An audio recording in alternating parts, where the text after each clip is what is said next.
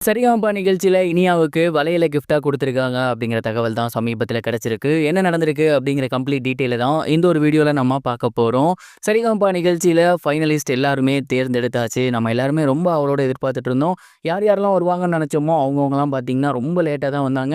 கணிக்கவே முடியாதவங்கலாம் முன்னாடி வந்திருந்தாங்க. எது எப்படியோ ஃபினாலேக்கான 6 கண்டஸ்டன்ட்ட பார்த்தீங்கன்னா தேர்ந்தெடுத்துட்டாங்க. அண்ட் இதுக்கப்புறம் வந்து 1 வாரம், 2 வாரம் செலிப்ரேஷன் போகும். அதுக்கப்புறம் ஃபினாலே வந்துரும். அண்ட் இதற்கு முன்னாடி ஃபினாலேல செலக்ட் ஆகாத இனியா இருக்காங்க இல்லையா? அவங்க வருத்தப்படக்கூடாது அப்படின்னு உள்ள இருக்கக்கூடிய க்ரூ மெம்பர்ஸ் எல்லாருமே ஒரு சில விஷயங்கள் பண்ணியிருக்காங்க. குறிப்பா அவங்க என்ன சொல்லியிருக்காங்க அப்படின்னா, இனியா அவர்கள் பாடி முடிச்சதுக்கப்புறம் ரொம்ப சூப்பராவே அவங்களுக்கு கமெண்ட்ஸ் குடுத்திருந்தாங்க. அதாவது இனியா, இந்த ஒரு சீசன்ல என்டையர் தி சீசனும் நீங்க பெர்ஃபெக்ட்டா வந்து அடுத்தடுத்த ரவுண்ட்ல உங்களோட சாங்க டெலிவரி பண்ணியிருக்கீங்க.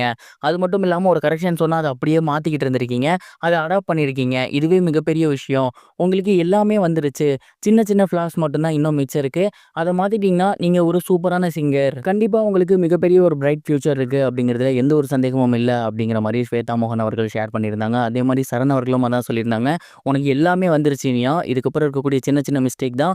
அத மத்தவங்க சொல்லி தான் திருத்தணும்னு இல்ல. நீயே பார்த்தீனாலே திருத்திக்குவ.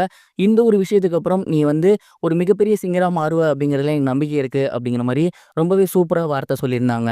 இதோட மட்டும் இல்லாம இனியாவுக்கு சூப்பரான கிஃப்ட் ஒண்ணு குடுத்திருக்காங்க. அண்ட் அந்த ஒரு கிஃப்ட் என்ன அப்படின்னு பார்த்தீங்கன்னா, தங்க வளையல். அண்ட் அந்த ஒரு வளையல்ல பார்த்தீங்கன்னா, சரிகமபாவோட சின்னம் வந்து அச்சிடப்பட்டிருக்கு. அண்ட் அந்த வளையல் தான் இனியா அவர்களுக்கு கிஃப்ட்டா குடுத்திருந்திருக்காங்க. அண்ட் இத பார்த்துட்டு இனியா அவர்கள் ரொம்பவே எமோஷனல் ஆகியிருக்காங்க. இந்த ஒரு மேடைய என் வாழ்நாள்ல மறக்கவே மாட்டேன். நான் யாருன்னு எனக்கு நிரூபிச்ச மேடை இது. கொஞ்ச நாளைக்கு முன்னாடி கூட நான் லூசர் அப்படிங்கிற மாரி நெனச்சிட்டு இருந்தேன். பட் இப்ப சொல்றேன், கண்டிப்பா நான் லூசர் கிடையாது. இதுக்கப்புறம் இன்னும் எங்கேயோ நான் போவேங்கிற நம்பிக்கை எனக்கு சரிகமபா குடுத்திருக்கு. உங்க எல்லாருக்குமே மிகப்பெரிய நன்றி அப்படின்னு சொல்லியிருந்தாங்க.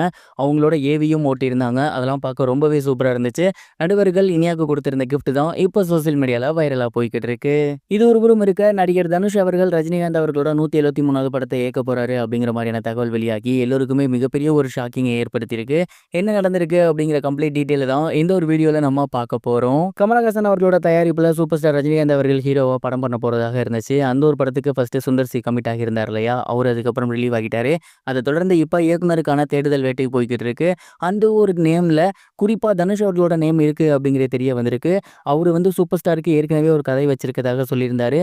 அண்ட் அந்த ஒரு கதை வந்து இப்ப அவர் சொல்லியிருக்கதாகவும், அது மோஸ்ட்லி எல்லாத்துக்கும் பிடிச்சிருக்க மாரியும், அநேகமாக சூப்பர் ஸ்டார் ரஜினிகாந்த் அவர்கள தனுஷ் அவர்கள் இயக்க அதிக வாய்ப்புகள் இருக்கு அப்படிங்கிறதும் தெரிய வந்திருக்கு. அண்ட் இந்த ஒரு விஷயம் வெளியாகி எல்லோருக்கும் மிகப்பெரிய ஒரு ஷாக்கை ஏற்படுத்தியிருக்கு அப்படின்னு தான் சொல்லணும். அதை விட பெரிய ஷாக், அந்த ஒரு படத்துக்கு சாய் அபியங்கர் அவர்கள் மியூசிக் பண்றதாக அதிக வாய்ப்புகள் இருக்காமா. தனுஷ் அவர்கள் இன்னைக்கு நேத்து இல்ல, கிட்டத்தட்ட பல வருடகாலமா சொல்லிட்டு இருக்காரு, தலைவர் அவர்களை வச்சு நான் இயக்கணும் அப்படின்னு. அந்த ஒரு ஆசை இதன் மூலியமா நிறைவேறும் அப்படிங்கிற மாதிரி நான் நினைக்கிறேன். பொறுத்திருந்து காப்போம், இந்த ஒரு மேஜிக்கல் காம்போ உருவாகுதா இல்லையா அப்படின்னு.